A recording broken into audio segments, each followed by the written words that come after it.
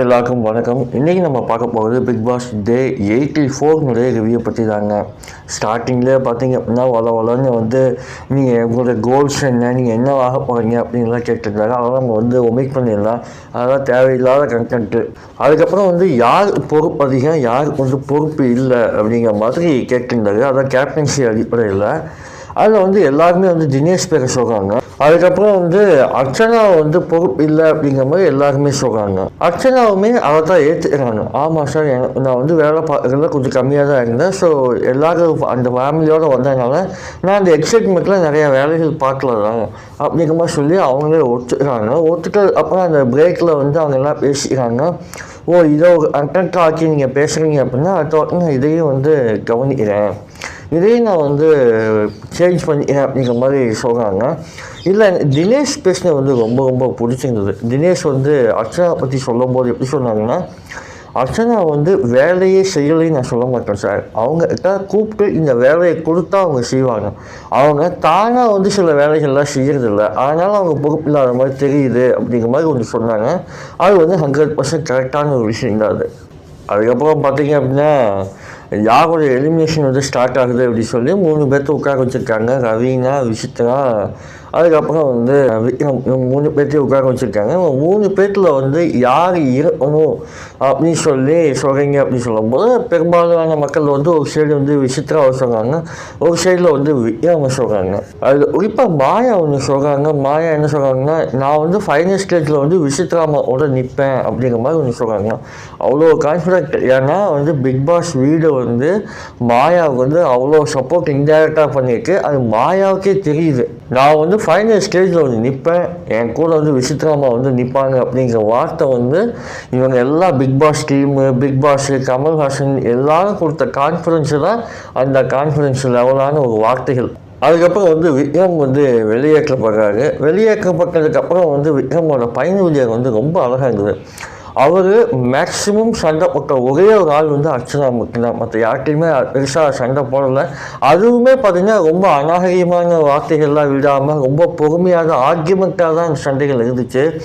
மற்றபடி எந்த ஒரு யார்கிட்டையுமே பெருசாக நெகட்டிவ் இது வாங்கவே இல்லை. அது காரணம் என்னென்னா, அவர் அந்த பர்சனாகவே அப்படி தான் இருப்பார், கேரக்டராகவே அப்படி தான் இருந்திருப்பார் போல். வெளியிலையும் அவர் அப்படியே தான் உள்ளே இருந்திருக்காரு. அங்கே உள்ளேருந்து வெளியில் வரும்போது கூட எல்லாத்துக்கிட்டையும் பொறுப்பாக தான் பேசிட்டு இருந்தார். நான் அர்ச்சனா கிட்ட மட்டும் சண்டை போட்டேன், மற்ற யார்கிட்டையும் சண்டை போடவே இல்லை அப்படிங்கிற அவரே மென்ஷன் பண்ணார். இதில் மாயானுடைய ஃபேஸை பார்க்கும்போது அவ்வளோ எரிச்சலாக இருந்துச்சுங்க. அதாவது ஒரு ஆர்டிஸ்ட் அப்படிங்கிறவங்களுக்கு ஒரு மனித நேயம்னு ஒன்று அடிப்படையிலேயே அவன் தான் ஒரு நல்ல ஆர்டிஸ்டாக ஆக முடியும். இவங்க கூசுரேஸை பெரிய இது மாதிரிலாம் சொன்னாங்கல்ல, க்ளவுன் அப்படிங்கிறவங்க ஆடியன்ஸை புகழ் பண்ண மாட்டாங்க, தன்னைத்தானே புகழ் பண்ணிக்குவாங்க, அவங்களுக்கு எந்த ஒரு ஈகோவில் எதுவுமே இருக்காது அப்படிங்கிற மாதிரிலாம் நிறையா பேசினாங்க. அதில் எந்த தகுதியுமே மாயா கிடையாது. ஒரு ஆர்டிஸ்ட் ஆகணுங்கிற ஒரு தகுதி அடிப்படை தகுதியே மனிதநேயம் தான். மனிதனை கவனித்து அதை அப்படியே பிரதிபலிக்கிறது. அந்த தகுதி தான் ஆர்டிஸ்டுக்கான ஒரு பேசிக் தகுதி. அந்த தகுதி மாயாவுக்கு கொஞ்சம் கூட இல்லையோன்னு எனக்கு தோணுது. அது மட்டும் இல்லாமல் அவ்வளோ வன்மம் அந்த ஃபேஸில் அவ்வளோ வன்மம் இருக்குது. சரவண விக்ரமை போய் ஹக் பண்ணும்போது கூட அந்த ஒரு நக்கலாக ஒன்று பண்ணாங்க இல்லையா, அதெல்லாம் ஓவர் அக்ராசிஸ். அவங்க ஒரு ஆர்டிஸ்டாக தகுதி இல்லை. BB7 டைட்டில் வின்னர் மேடையில் நிற்கிறது அந்த தகுதி மாயாவுக்கு இல்லை.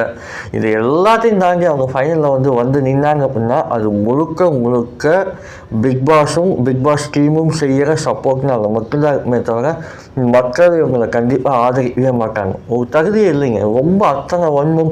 அதாவது என்னென்னா, இவங்க அர்ச்சனா அப்பா அம்மா கிட்ட போய் மன்னிப்பு கேட்குறாங்க, அதே சமயத்தில் போய் விசித்ரா ஹஸ்பண்ட் கிட்ட போய் மன்னிப்பு கேட்குறாங்க.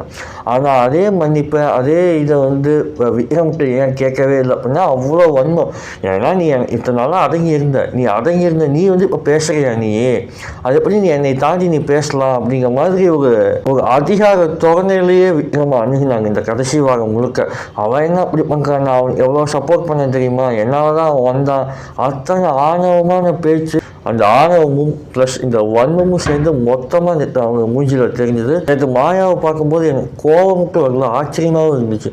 இவ்வளோ வன்மத்தோட ஒரு மனுஷங்க இருப்பாங்களா அப்படிங்கிற ஒரு வன்மம் இருந்துச்சு.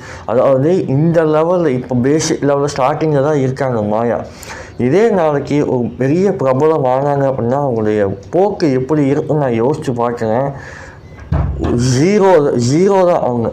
ஒரு ஆர்டிஸ்ட் ஆகிறதுக்கு சம்மர்ஷாட் 1000 தடவை வடிக்கிறது முக்கியம் இல்லை, மனிதர்களுடைய மனங்களை புரிஞ்சுக்கிறது தான் வந்து பேசிக் குவாலிட்டி. அதை பண்ணாமல் நீ 1000 சம்மர்ஷாட் 10,000 சம்மர்ஷாட்டோட அடிங்க, நீங்கள் வந்து ஜீரோ தான், குவாலிட்டியில் ஜீரோ தான். அதுக்கப்புறம் வெளியில் வந்ததுக்கப்புறம் விக்ரம் எல்லாத்துக்கிட்டையும் பேசுகிறாரு, எல்லார்கிட்டையும் வந்து ரொம்ப கலகலப்பாக இருக்காரு. அதுக்கப்புறம் அவரால் ஏற்றுக்க முடியல, உண்மையிலேயே வந்து விக்ரம்னால அந்த தோல்வியை வந்து ஏற்றுக்க முடியல. ஏன்னா அவர் அவ்வளோ கான்ஃபிடென்ட்டாக நம்பினார், நம்ம என்னமோ ஒன்று பண்ணிகிட்டு இருக்கோம், அது மக்கள் எங்கேயோ பிடிக்குதோ அப்படிங்கிற நம்பிக்கையில் அவர் ரொம்ப கான்ஃபிடென்ட்டாக இருந்தாப்புல. அது அவர் கொஞ்சம் ஏமாற்றம்னா அது நல்லாவே தெரிஞ்சுது. அதுக்கப்புறம் கமலை ஹட் பண்ணிட்டு அவர் கிளம்பிடுறாரு. அதுக்கப்புறம் கடைசியாக வந்து மணி, அர்ச்சனா, அதுக்கப்புறம் தினேஷ் இவங்க 3 பேர் உட்காந்து பேசுகிறாங்க. அப்போ அர்ச்சனா சொல்கிறாங்க, மாயாவுடைய லுக்கு வந்து என்னை வந்து பெருசாக பாதிச்சுது, எனக்கு அவங்க ஏன் அப்படி பண்ணாங்கன்னு தெரியல. அவன் வந்து சாரி சொல்கிறான், விக்ரம் வந்து சாரி சொல்கிறான், இவங்க ஏன் அப்படி பண்ணுறாங்க அப்படிங்கிற மாதிரி சொல்லும்போது மணியுமே அதான் சொல்கிறாரு, எனக்கு அந்த குவாலிட்டி சுத்தமாக பிடிக்கவே இல்லை, ஒஸ்ட் அப்படிங்கிற மாதிரி சொல்கிறாங்க. அதுக்கப்புறம் இவ்வளோதான் இந்த எபிசோடு வந்து அவ்வளோதான் முடிஞ்சிச்சு. இல்லை முக்கியமான கவனிக்க வேண்டிய விஷயம் என்ன அப்படின்னு பார்த்தீங்கன்னா, நேற்று பெரியாருடைய நினைவு நாள். அது வழக்கமாக சங்கிகள் வந்து ஒரு வேலை பண்ணுவாங்க. எப்போல்லாம் வந்து பெரியாரை வந்து பாராட்டணுமோ, எப்போல்லாம் வந்து பெரியாரை கொண்டாடணும்னு நினைக்கிறோமோ, அப்போல்லாம் அவங்க வந்து அம்பேத்கரை தூக்கிட்டு வந்து வைப்பாங்க. ஆக்சுவலாக அம்பேத்கரும் எனக்கு ரொம்ப பிடிக்கும் தான், ஆனால் வந்து வலுக்கட்டாயமாக பெரியாரை மழுங்கடிப்பதற்காகவே அம்பேத்கரை வந்து தூக்கி பிடிக்கிறதுக்கு இல்லைங்களா, அதை சங்கிகள் நிறையா பண்ணுவாங்க. அதே வேலையை தான் நேற்று கமலஹாசன் பண்ணார்.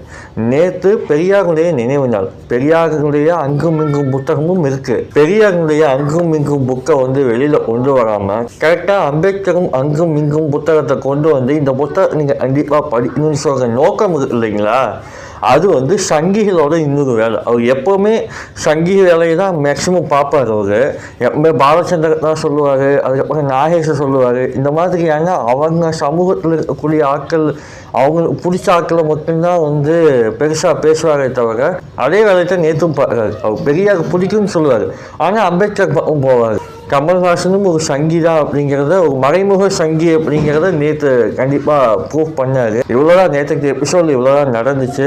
இதுக்கு மேலே பேச வேறு எதுவுமே இல்லை. அடுத்த எபிசோட்ஸில் நம்ம வந்து சந்திக்கலாம். தேங்க்யூ.